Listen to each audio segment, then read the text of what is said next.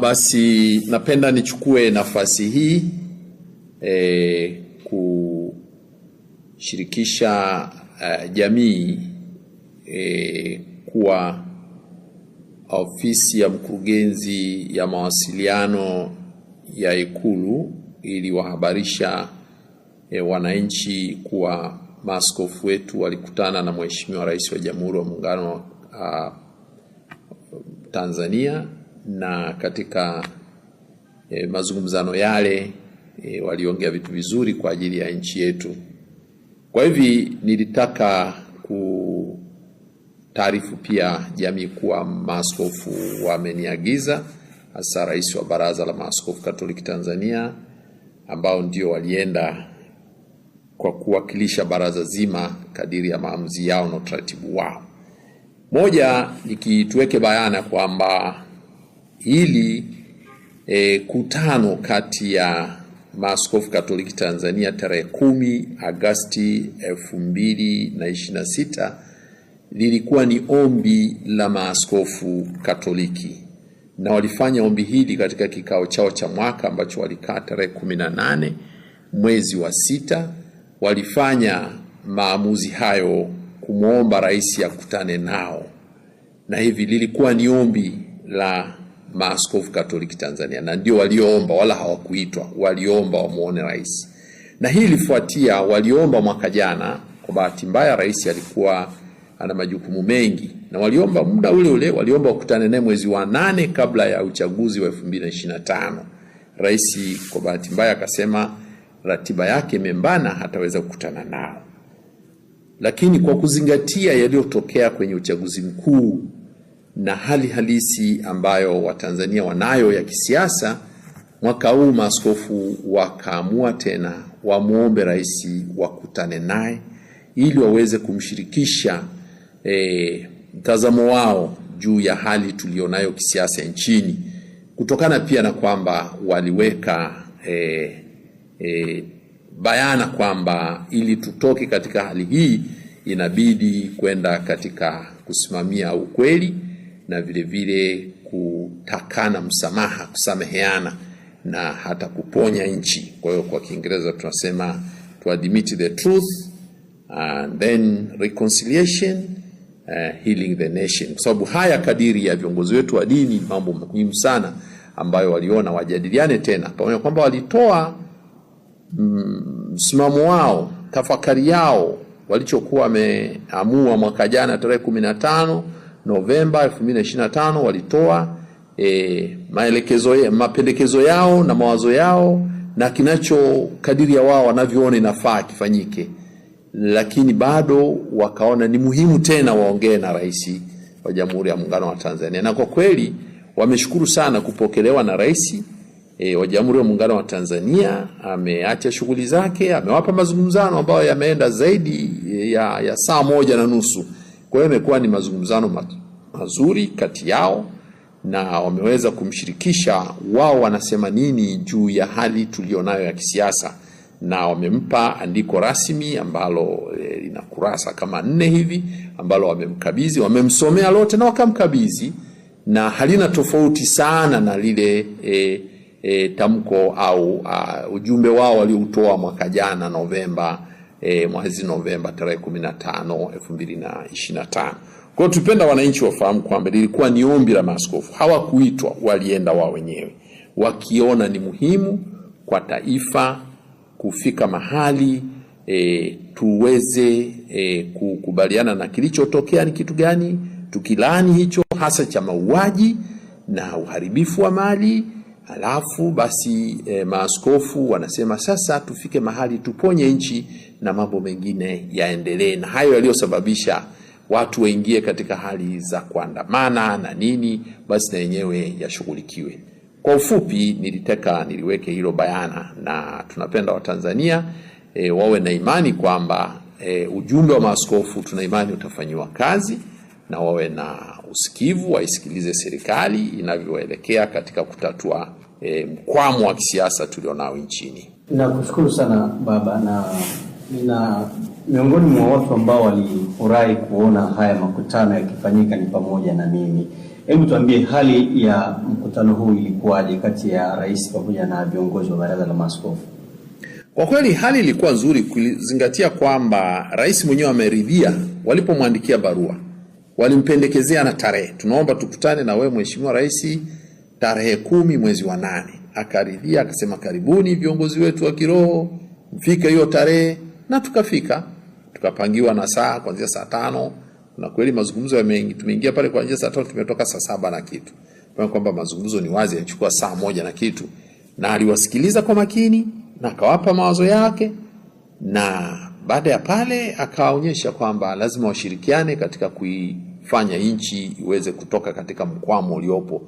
Watu wako kwenye masikitiko, lazima wafike mahali watu watoke kwenye masikitiko. Na haya yataongozwa, maaskofu wetu wamesisitiza lazima yaongozwe na ukweli, alafu kusameheana, reconciliation, na kuponya nchi. Kwa hivi mapokezi yalikuwa ya kindugu kabisa. Ni viongozi, huyu ni mkuu wa nchi, yeyote anapoapishwa lazima tumtii. Kiongozi anapoapishwa lazima tumtii. Kwa hivi viongozi wetu, maaskofu wanamtambua huyu ndio mkuu wa nchi.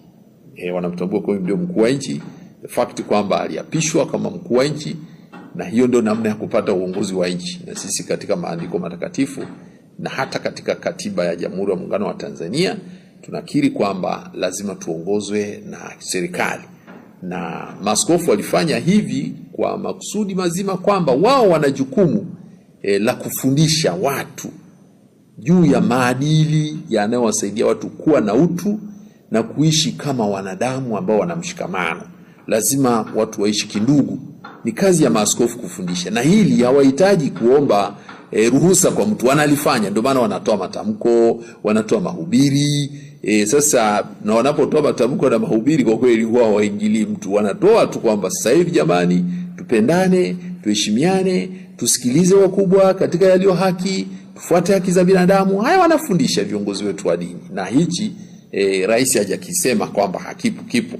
Lakini pia tunajua hayo yaliyotokea tarehe 29 Oktoba 2025 ni kitu ambacho kwa kweli kimesononesha wengi, kimesikitisha wengi, na ni kitu ambacho kimeharibu kabisa mahusiano kati ya watu na serikali, kati ya watu na watu, na hatuwezi kuendelea na hali. Kwa hiyo lazima tufike mahali, maaskofu wanasema kwamba lazima kurekebisha hii hali. Hatuwezi kuacha dhambi tutawale, lazima tutawaliwe na wema na upendo. Na hivi maaskofu wametimiza jukumu lao hilo, na katika kufundisha ibara ya 19 ibara ndogo ya 2 inatamka bayana kazi ya kueneza mafundisho ya dini, yale ambayo watu wanapaswa kuyashika ili waishi vizuri, ni kazi ya dini yenyewe. Serikali haitajihusisha kwenye hayo. Kwa hiyo hayo yako bayana kabisa. Ndio maana hili waliloenda ni kama la kuona kwamba anayepaswa kusimamia haya ni nani. Wao walishafundisha tarehe 15 Novemba 2025 walitamka kitu gani kifanyike. Ni kama walikuwa wanafundisha. Kwa sababu walihusisha hayo na mafundisho ya dini. Mafundisho yao ya dini wanayoyasimamia. Lakini baada ya pale sasa yatatekelezwa lini? Ndio wanaanza sasa kuona wenye mamlaka ni serikali, wao hawana mamlaka. Lazima serikali ndio itusaidie kutekeleza hayo na kusimamia hayo. Na wenyewe ndio waliapa kuyasimamia hayo kadiri ya katiba yetu ya Jamhuri ya Muungano wa Tanzania. Alafu hili ni swala ambalo vile vile Watanzania lazima kuelewa kwamba tarehe 14 mwezi wa 6 mwaka 2023 Baraza la Usalama wa Taifa la Umoja wa Mataifa lilihimiza sana viongozi wa dini kushirikishwa katika kuhimiza kurejesha amani duniani kwa kusimamia haki. Wanasema ni imani kwa ajili ya kuheshimu haki za binadamu. Yaani viongozi wa dini wasimamie pia na wafundishe pia namna gani haki za binadamu zinatuunganisha dunia kwa kama ndugu, na hivi kufuta migongano isiyo ya lazima katika jamii, kufuta vurugu, maugomvi na vita na kadhalika. Kwa hivi viongozi wa dini wanatambulika katika Umoja wa Mataifa kwa mujibu wa hilo azimio la mwaka 2023 la Baraza la Usalama la Umoja wa Mataifa. Ni azimio namba 2023 na 686 liko bayana, ukienda kwenye mitandao utalikuta, linahimiza viongozi wa dini wana jukumu gani katika hilo. Kwa hivi maaskofu wetu pia wanatambua jukumu walilonalo katika jamii ya kimataifa, na kuna vitu ambavyo havigusi wa Katoliki tu. Hivi uhai wa mtu uliopotezwa mwaka jana ni uhai wa binadamu ambaye ni mtoto wa Mungu, na binadamu yeyote yule ni mtoto wa Mungu, awe mwema awe mwovu, ni mtoto wa Mungu, na aliye mwovu anahitaji kujirekebisha ili aweze kuwa katika mpango wa Mwenyezi Mungu. Kwa hivi mazungumzo na rais alitambua kabisa kwamba viongozi wa dini wana nafasi yao katika kutoa ushauri, pamoja kwamba mamlaka yako kwenye serikali, maamuzi yako serikalini, lakini bado wana nafasi ya kufundisha, kushauri, na hivi hata kumuomba Mungu basi kwa pamoja hayo ya kibinadamu yasindikizwe pia na matashi ya Mwenyezi Mungu. Kwa hiyo mahusiano yalikuwa mazuri sana kwenye hicho kikao. Nakushukuru sana baba. Nimeona dhamira ambayo mkurugenzi wa mawasiliano ya Rais Ikulu ambaye ameandika kwamba mazungumzo haya yalilenga kuimarisha ushirikiano kati ya serikali na TEC, kujadili masuala mbalimbali ya kitaifa yanayoigusa jamii, yakiwemo ya kisiasa, amani na maendeleo, pamoja na kuimarisha amani, mshikamano na kujenga mustakabali mwema wa taifa. Hili ni jambo zuri kabisa, Father. Hauoni kama hapa serikali tayari imeanza kupiga hatua kwa ajili ya kushughulikia yale masuala ambayo yalijitokeza huko nyuma? Ni wazi, ni hatua moja. Katika kutekeleza kitu lazima kuanze hatua. Maaskofu wanafanya kitu wanachoita mazungumzano, dialogue. Ndio kazi yetu tulionayo. Sisi tunafanya engagement, yani tunafanya mazungumzano katika kuhakikisha kwamba kitu fulani kama akiendi. Na unapoona kinafanyika hiki, kuna mengine yameshafanyika mengi tu ambaye hayajaandikwa humu na hajatangazwa. Viongozi wetu, maaskofu wetu wana namna nyingi sana za kuhakikisha kitu fulani ili kiondoke, tatizo loko katika nchi liondoke, lazima kutumia mbinu mbalimbali. Wakati mwingine si lazima kulitangaza. Ndio maana maaskofu wakati wanaenda kule hawakutangaza na wala, lakini kwa sababu serikali iliona muhimu kutaarifu wananchi, basi ndio wameelekeza pia na sisi tutoe ufafanuzi kidogo juu ya haya ambayo watu wanasema. Nia ya serikali hii ni hatua moja, tunakiri, tunakubali ni hatua moja. Hili kukiri kwamba lilikuwa ni tendo ovu, tusubiri mpaka lini? Ndio wanauliza maaskofu, kwa nini msifanye hivi ili watu tuache kwa kangaika tunasubiria kukutana tuombane msamaha? Kwa nini mmoja asisimame aseme tusameheane na tunaomba tusamehewe? Na viongozi wa dini wanapata sasa nafasi hapo kwanza kusema jamani tusameheane, kwa sababu huwezi kusamehe bila mtu kuomba radhi. Lakini zimeundwa tume mbalimbali, ikiwemo tume ya kwanza ambayo ilichunguza tukio hili zima, na imeundwa tena tume ya pili hivi sasa ambayo huenda imepewa muda miezi mitano, huenda ikaja na taarifa ambayo pengine ikawa ni mwanzo mzuri wa kuweza kujua ni nani alifanya nini na ambaye anatuhumiwa hawezi kuwajibika kutokea pale. Hii hairidhishi kwa maaskofu? Ni hatua moja katika kutafuta ukweli au kujiridhisha na ukweli, lakini vile vile hizo ni mikakati ya serikali imeweka. Lakini katika kutoka katika hali tulionayo, ni serikali peke yake inapaswa kufanya. Wananchi ambao ndio wamedhuriwa wameshirikishwaje katika hilo? Na sisi tunakubali hizo tume zinahitajika. Lazima ukweli ufahamike, ukweli uwekwe vizuri na vitu viwe wazi, kuwe na utawala wa sheria ndani yake, kusiwe na na maaskofu wetu katika andiko lao lile la Novemba waliweka bayana kabisa kwamba watu waliuawa sehemu mbalimbali za nchi. Sasa kitu kama hiki, pamoja na tume zinachunguza na tume imetamka wamefanya hivi, lakini na hii sasa inakuja kuchunguza waliohusika. Lakini tunaangalia waliohusika kuhamasisha labda maandamano, tumesikia hilo, lakini waliohusika kuua wamesikia wanatamkwa. Sasa vitu kama hivyo ndio tunasema sasa hapa lazima tufike mahali tuongee kama Watanzania. Hatuhitaji kuja kuongozwa na mtu sawa, hiyo tume itafanya kazi yake, tunashukuru. Labda kama serikali inaona ndio njia pekee, basi watu tuombe, basi wananchi wasikilize serikali yao. Lakini vile vile wananchi wasikilizwe wenyewe, wangependaje, wangetaka kitu kiendeje vile vile. Lazima hivyo vile. Kwa mfano watu walipendekeza, tumeona ilipotokea matatizo kama haya kule Afrika Kusini, matatizo sio ya kwanza duniani. Yalishatokea Kenya, alienda Kofi Annan na Mkapa, kuleta watu kutoka kwenye mkwamo wa kisiasa. Imetokea huko Afrika Kusini, walienda kina Nyerere, kina nani walitoka Mungu Nyayo, kina Nelson Mandela ambao wako serikalini, serikali, National Party, chama cha upinzani nani. Sasa haya yote yanapaswa kutumika pia na nchi zingine zilizotokea. Inakuja kwa mtindo ambao tunasema basi ni jambo zuri. Kama serikali yetu inaona hii inatosha, basi waambie wananchi mwe na uvumilivu, tutafanya, tusubiri. Kwa hiyo maaskofu sio kwamba wanapinga mikakati iliyowekwa, lakini wanataka kusema kwamba sasa hivi tumeambiwa itachukua miezi mingapi? 5. Kwa tukae miaka 5 tukisubiri neno la samahani. Sasa wanafikiri vitu kama hivi baba vinapokuwa vimetokea watu wanaumia, wanasema sasa si Ukristo wetu na maana gani kama hatu tuombani msamaha? Je, haya mliyazungumza na rais? Hapana, hivi ni vitu vya details ambazo sio mahali pake. Sema kwa sababu maaskofu wanachosisitiza daima, wenyewe wanachosisitiza ni hiki walichokitamka. Kwanza tukubaliane kwamba kulikuwa na ukweli, alafu tuombane msamaha, twende mbele. Kwa maana hiyo mtu yoyote yule ambaye anataka kufahamu kiu ya maaskofu kukutana na rais wa Tanzania iliisha vipi, anatakiwa ajue ni kipi hasa ambacho maaskofu walikipeleka kwa rais. Maaskofu wamesisitiza juu ya ujumbe wao walioweka hapa mwaka jana tarehe 15 Novemba, ndicho walichosisitiza. Tukiri ukweli kwa wananchi, tuombe msamaha wananchi kwamba tulikosea, si ambao ni viongozi labda au wawakilishi wetu walikosea, basi tuombane msamaha kama Tanzania, na viongozi wa dini msaidie watu kupatana, kwa sababu kazi ya dini kupatanisha watu na Mungu, kupatanisha watu kati yao, na mwisho wa siku hatuwezi kuishi bila kusameheana. Hili ni tofauti kabisa na mnaloliita ninyi si maridhiano. Hii ni kitu tofauti. Kusameheana na maridhiano vitu vili tofauti.